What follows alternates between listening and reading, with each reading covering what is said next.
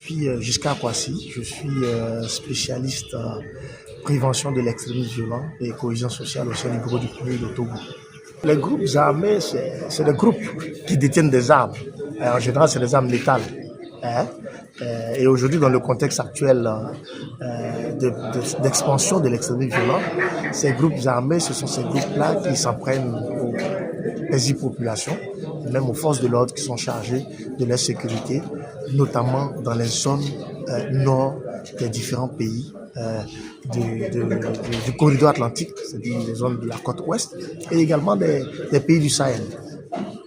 Ce sont des informations qui sont fournies par les autorités et également par la presse, mais de façon très sommaire, donc que ce sont des situations qui sont assez préoccupantes compte tenu de la multiplicité des attaques, mais également on constate des efforts fort appréciables du gouvernement du Togo qui a mis en place non seulement un dispositif institutionnel de prévention et de lutte contre ce phénomène-là de prévention et de lutte contre l'extrémisme violent, mais également a mis en place un dispositif militaire pour contrecarrer les attaques armées.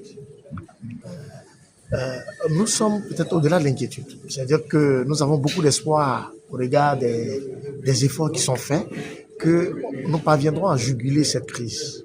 Naturellement, il nous faut beaucoup plus de coordination et également de moyens et aussi de solidarité pour pouvoir adresser en profondeur les défis qui sont liés à l'expansion de l'extrémisme violent. Parce que comme vous le savez, l'extrémisme violent, la réponse à l'extrémisme violent n'est pas que militaire.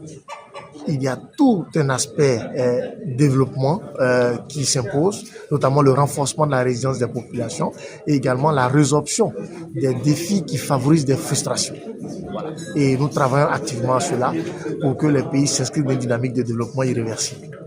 Vous savez, cette crise-là se juge par plusieurs facteurs, notamment le facteur lié au développement. Et c'est pourquoi la réponse, en tout cas l'importance de la réponse, est axée sur les aspects de développement. Parce que si vous avez une zone où l'État n'est pas proche des populations, où il y a un sentiment de frustration et d'injustice, naturellement, à un moment donné, ces populations sont enclines à la révolte, à la frustration et même à céder aux propositions de n'importe qui. Voilà un peu. Donc, on ne raisonne pas en termes de surprise, mais nous disons qu'il faut une meilleure planification du développement pour pouvoir anticiper sur ce genre de crise-là et amener les populations à être beaucoup plus résilientes face aux crises, aux chocs et aux tentations de pouvoir céder aux propositions faites par ces groupes extrémistes. Vous parlez du financement des groupes terroristes.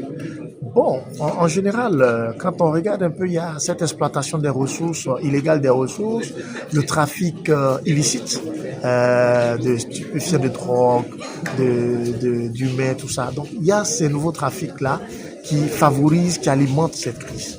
Et c'est pourquoi la réponse doit être holistique. Holistique, c'est-à-dire qu'en même temps que nous travaillons à renforcer la résilience des populations, nous travaillons également à voir comment juguler ce type de trafic-là et faire de telle sorte que la population n'y cède pas. Vous comprenez? Voilà.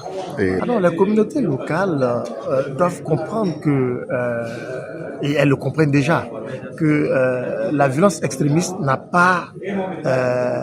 leur est pas favorable. Et c'est clair.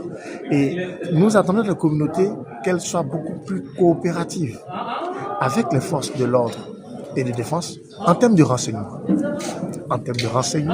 Et également, ces communautés-là s'engagent dans le développement de leur propre communauté. À promouvoir la cohésion sociale, le dialogue et à ne pas recourir systématiquement à la violence quand il y a un problème, parce qu'il y a des mécanismes de dialogue, à se rapprocher des autorités pour comprendre les dynamiques et également à rechercher l'information. Naturellement, les autorités sont à leur disposition. Nous accompagnons aussi bien les autorités que les communautés. Donc, à partir de ce moment, nous sommes toujours présents pour pouvoir, sur la base des priorités qui sont définies par le gouvernement et des besoins exprimés par les communautés, d'apporter les appuis nécessaires dans la limite de nos moyens. Voilà.